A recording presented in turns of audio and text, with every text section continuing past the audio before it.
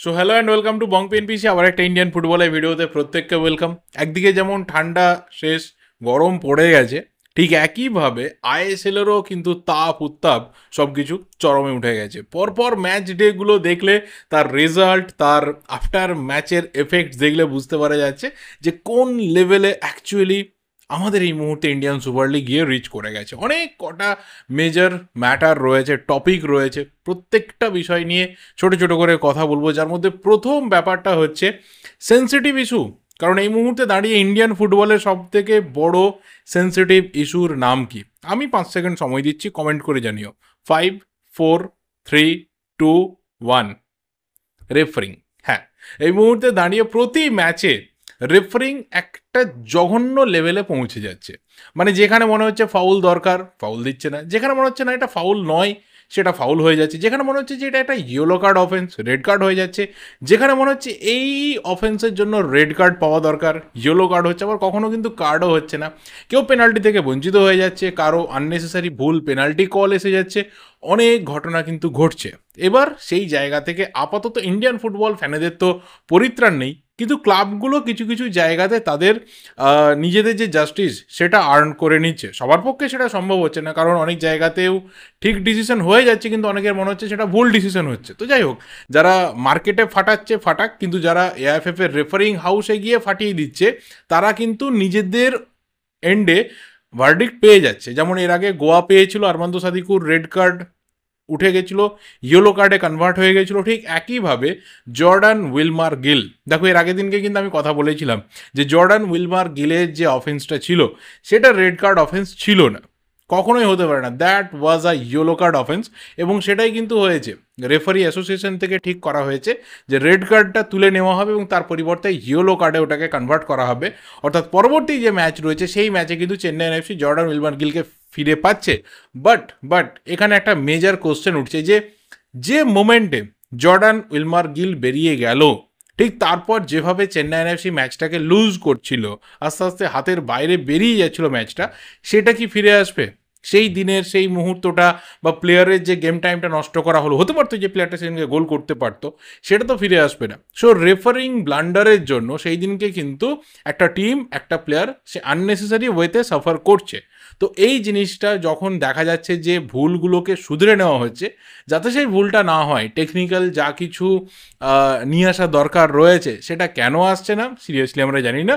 তবে হ্যাঁ, এই জিনিসগুলো হয়ে অন্তত পক্ষে ভালো লাগছে যে আলটিমেট রেকটিফিকেশনের একটা রাস্তা ক্লাবগুলো পাচ্ছে, এবং যেখানে মনে হচ্ছে যে ফেয়ার রেফারিং হয়নি সেখানে রেকটিফাই হচ্ছে। দ্বিতীয় যে বিষয়টা নিয়ে কথা বলবো সেটা হচ্ছে সুমিত রাঠির কেস। দেখো, সুমিত রাঠিকে নিয়ে ডেফিনেটলি একটা আলাদা ভিডিও তো আসবে। শুধুমাত্র সুমিত রাঠি না, লাস্ট 6-7 ইয়ার্সে আমার পছন্দের বা আমাদের ওভারঅল ইন্ডিয়ান ফুটবল ফ্যানেদের পছন্দের আরও দুজন aspiring prominent promising star footballer, যারা একইভাবে কিন্তু লস্ট, যারা হারিয়ে গেছে, তাদেরকে নিয়েও সুমিত রাঠির সাথে কথা বলবো। তারা কারা হতে পারে যদি গেস করতে পারো অবশ্যই কমেন্ট বক্সে জানিও। এই পার্টিকুলার 3জন প্লেয়ারকে নিয়ে কথা বলবো এবং দেখা যাক সেখানে কতজনের সাথে আমার যে চিন্তাভাবনা রয়েছে সেটা ম্যাচ করে। তো সুমিত রাঠি মোহনবাগান ছেড়েছে, মোহনবাগানের সাথে তার মিউচুয়াল যে কন্ট্রাক্ট টার্মিনেশন সেটা কমপ্লিট হয়েছে, এবং নর্থ ইস্টের পথে কিন্তু আপাতত সুমিত রাঠি রয়েছে। দেখো, সুমিত রাঠি 2019-20 সিজনের এমার্জিং প্লেয়ার হয়েছিল, ইউথ প্লেয়ারদের মধ্যে একটা সেন্সেশনাল প্লেয়ার ছিল। আন্ডার-20 প্লেয়ার হিসেবে নিজেকে যে উচ্চতায় নিয়ে গেছিল, সবাই অলরেডি ধরে নিয়েছিল যে he is the next big thing in Indian football. যখন আজকের সময়ে দাঁড়িয়ে আনোয়ার আলী, হার্মিপাম রুইভা এই ধরনের ইয়াং প্লেয়াররা এতটা ফেম পায়নি, বা সেইভাবে ফেম পায়নি বললেই হবে, সেই জায়গাতে দাঁড়িয়ে কিন্তু Sumit Rathi he was the star in Indian football. এবং তারপর যখন 2020-21 সিজনে এটিকে মোহনবাগানের পথ চলা শুরু হলো, ঠিক সেই সময় থেকে দাঁড়িয়ে অ্যান্থনি লোপেজ হাবাস, তার প্রিভিয়াস কোচ, তার কোচিংয়েই কিন্তু আস্তে আস্তে গেম টাইম কমতে শুরু করলো, এবং সেটা কমতে কমতে কমতে কমতে এই মুহূর্তে দাঁড়িয়ে জিরোতে নেমে গেছিলো। এবং ফাইনালি মোহনবাগান ছেড়ে কিন্তু নর্থ ইস্টের পথে সুমিত রাঠি যাচ্ছে। দেখো, সুমিত রাঠিকে নিয়ে দীর্ঘদিন ধরে আমি কথা বলেছি, হঠাৎ করে কেউ এসে দুটো কথা বললে তো হবে না। আজ থেকে 2 বছর 3 বছর আগে নিয়মিতভাবে তাকে নিয়ে কথা বলেছি, তার জন্য তখন আবার আমাকে কথা শুনতে হয়েছে। কেন কথা বলছি, এটা তো একটা মোহনবাগানের ইন্টারনাল ব্যাপার, প্রজেক্টের মধ্যে রয়েছে। বাট একটা প্লেয়ার যখন গেম টাইম না পায়, একটা প্লেয়ারের যখন আস্তে আস্তে ফিউচারটা বন্ধ হয়ে আসতে থাকে, সমস্ত রাস্তা তার অফ হয়ে যেতে থাকে, তখন একজন ইন্ডিয়ান ফুটবল ফ্যান হিসেবে সেই জায়গাটাকে আমার খারাপ লাগে। এবং তখন কথা বলেছি, তখন কথা বলার পর দেখা গেছে যে না, রিয়েকশন কিন্তু একদমই ঠিকঠাক আসেনি, বাট সেটা আমাকে থামাতে পারেনি। দীর্ঘদিন ধরে আমি অন্তত চেয়েছি যে সুমিত রাঠি বা এরকম যারা রয়েছে, তারা বড় ক্লাব, বড় ফ্র্যাঞ্চাইজি যাই হোক না কেন আইএসএলে, তাদের ট্যাগটা পেছনে না লাগিয়ে যদি কোথাও নিজেদের গেম টাইমের ওপর ফোকাস করে, আমার মনে হয় তাদের নিজের কেরিয়ারের জন্য ভালো হবে। অবভিয়াসলি সুমিত রাঠি যে জায়গা থেকে উত্থান হয়েছিল, সেই জায়গাতে দাঁড়িয়ে নিজের সেই পোটেন্সিয়ালটাকেও ফুলফিল করতে পারেনি।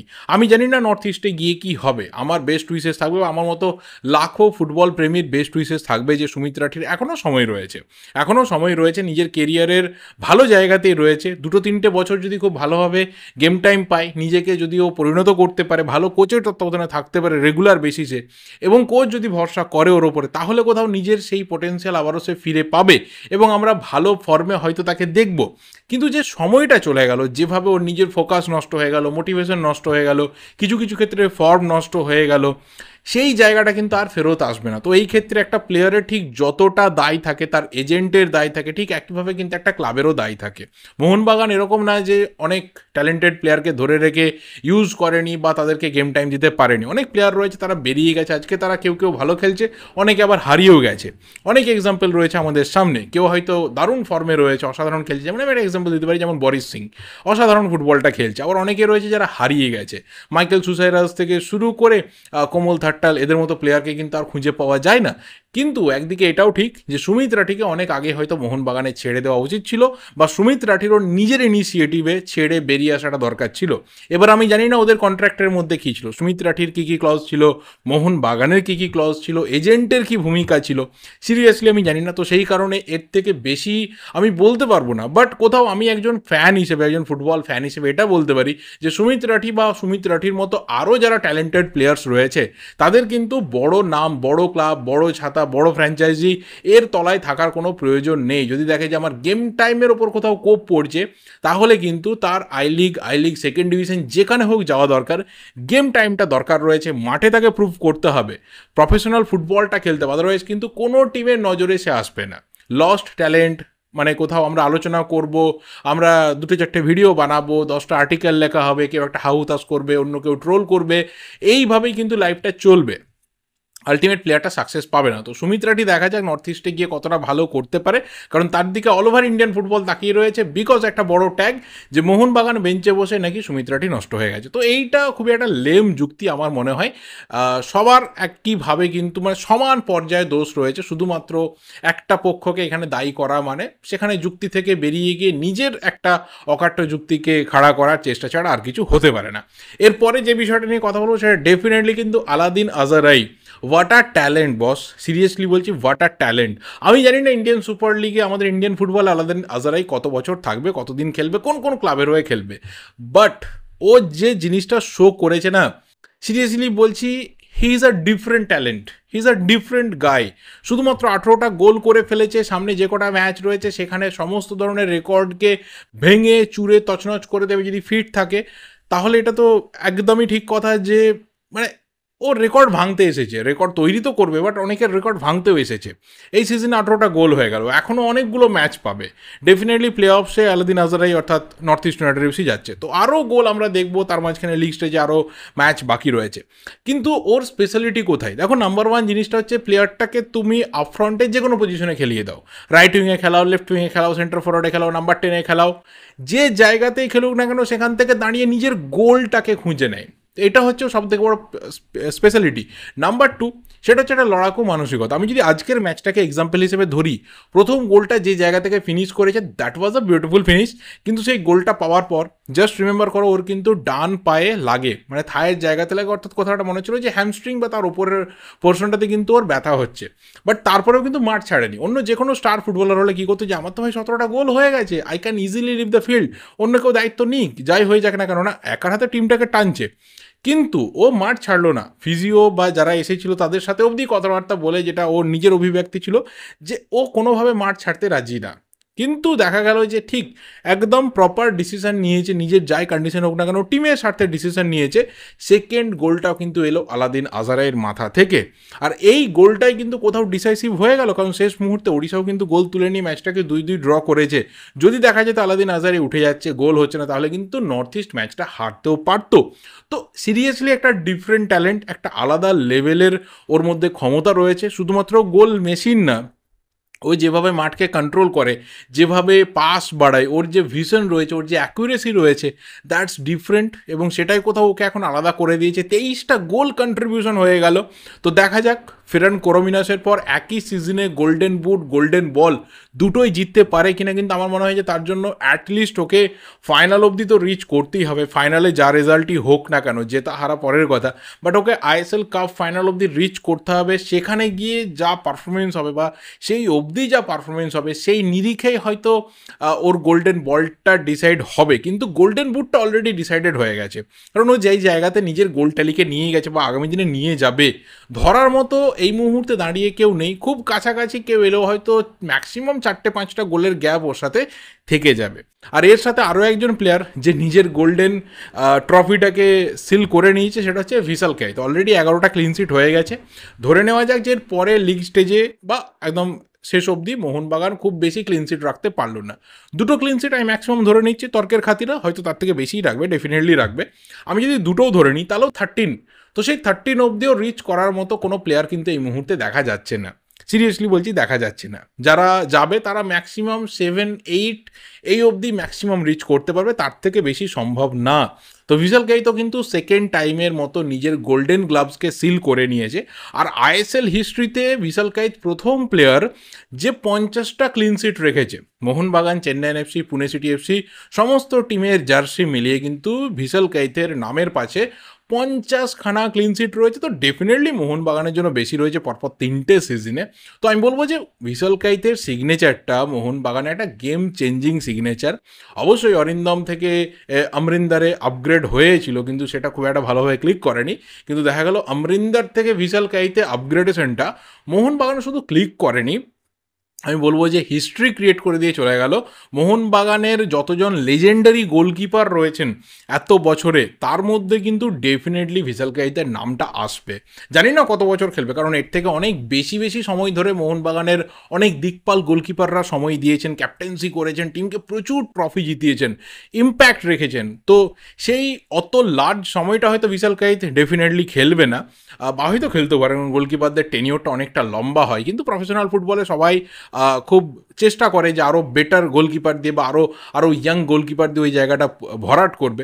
বাট যাই হয়ে যাক না কেন, যদি আগামী আর ম্যাক্সিমাম 2টো বছরও খেলে, ধরে নেওয়া যাক যে 5টা মোট সিজন মোহনবাগান জার্সিতে ভিসাল কেইত খেললো, আমি তাহলেও বলবো যে মোহনবাগানের ইতিহাসে কিন্তু ভিসাল কেইতের নাম স্বর্ণাক্ষরে লেখা থাকবে। নিজের যে ইম্প্যাক্ট, নিজের যে ক্লাস, নিজের যে লেভেলটা ও শো করতে পেরেছে, এবং ওর কেরিয়ারেও সব থেকে গোল্ডেন পিরিয়ডটা কিন্তু মোহনবাগান জার্সিতেই থাকবে। লাস্ট যে বিষয়টা নিয়ে কথা বলবো সেটা অবশ্যই কিন্তু আলবার্তো রড্রিগেজ আগের ম্যাচে অ্যাভেলেবেল ছিল না, সামনের ম্যাচে কিন্তু আলবার্তো রড্রিগেজ ফিরছে। The beast is back in training.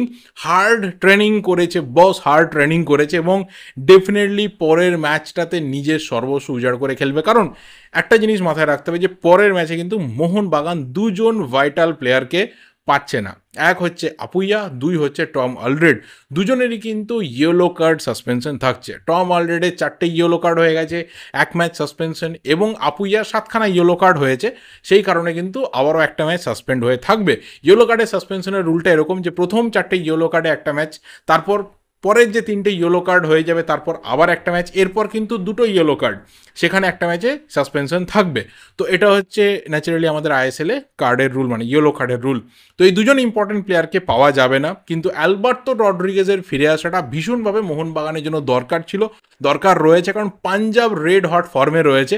আগের ম্যাচে কিন্তু টান উত্তেজক ম্যাচে বেঙ্গালুরু এফসিকে 3-2 গোলে হারিয়েছে।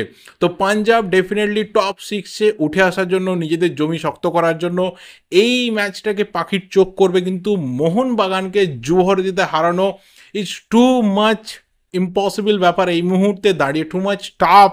ইম্পসিবল বলবো না, ওয়ার্ডটা হয়তো অনেকের পছন্দ নাও হতে পারে। This is too much tough, কারণ এখনও অবধি মোহনবাগান আইএসএলে যুব ভারতীতে আনবেটেন, কেউ হারাতে পারেনি। একটা ম্যাচ বাদ দিয়ে সব ম্যাচ জিতেছে, একটা ম্যাচ মাত্র ড্র হয়েছে, সেটাও একদম প্রথম ম্যাচ ছিল মুম্বাই সিটি এফসির বিরুদ্ধে। তারপর থেকে একটা ম্যাচও মোহনবাগান হারেনি, বা হারার মতো সেরকম সিচুয়েশনই তৈরি হয়নি যে মনে হচ্ছে যে মোহনবাগান হয়তো এই ম্যাচটা হেরে যেতে পারে, হয়তো এই ম্যাচটা বেরোবে না। সিচুয়েশনই তৈরি হয়নি ম্যাক্সিমাম ক্ষেত্রে। তো সেখানে পাঞ্জাবের কাছে বিরাট বড় চ্যালেঞ্জ, আর এই ম্যাচটা মোহনবাগান জিতে গেলে পয়েন্টের গ্যাপ হিউজ হয়ে যাবে, কারণ জামশেদপুর গোয়াকে হারিয়ে দেওয়ার ফলে গোয়া জামশেদপুর প্রায় একই জায়গাতে এসে গেছে। আর এরপর গোয়ার সাথে কিন্তু ওড়িশার ম্যাচ রয়েছে, ওড়িশাও কিন্তু আজকে ড্র করার পর চাপে রয়েছে, অর্থাৎ গোয়াকে হারিয়ে ওড়িশাও টপ 6-এ ঢোকার রাস্তা, ঢোকার ফাইট কিন্তু ডেফিনেটলি করবে। তো এই মুহূর্তে দাঁড়িয়ে লিগ স্টেজ, লিগ টেবিল টান টান উত্তেজনায় রয়েছে। মোহনবাগান ম্যাক্সিমাম পয়েন্টে যে ডিফারেন্সটা রয়েছে সেটাকে ক্রিয়েট করতে চাইবে, এবং আমি আবারও বলছি মুম্বাই ম্যাচ আসার আগেই মোহনবাগান চাইবে লিগ শিল্ড প্রায় কনফার্ম করে নিতে, এবং মুম্বাই ম্যাচটা খেলে লিগ শিল্ড জিতে নেওয়ার চেষ্টা মোহনবাগান করবে। অর্থাৎ মার্চ মাসের শুরুটায় হয়তো মোহনবাগানের চ্যাম্পিয়নশিপ ডিসাইডিং ডে হতে পারে, এবং মোহনবাগান জনতার জন্য বহু সময় পড়ে থাকবে সেই চ্যাম্পিয়নশিপটাকে উপভোগ করার জন্য, সেলিব্রেট করার জন্য, এনজয় করার জন্য। টোটাল ব্যাপারটা নিয়ে তোমাদের কী কী মতামত রয়েছে অবশ্যই কমেন্ট করে জানিও। ভিডিওটা ভালো লাগলে লাইক করো, শেয়ার করো। দেখা হবে পরের ভিডিওতে। Till then subscribe the channel যদি নতুন হয়ে থাকো। Thank you, good bye and good night.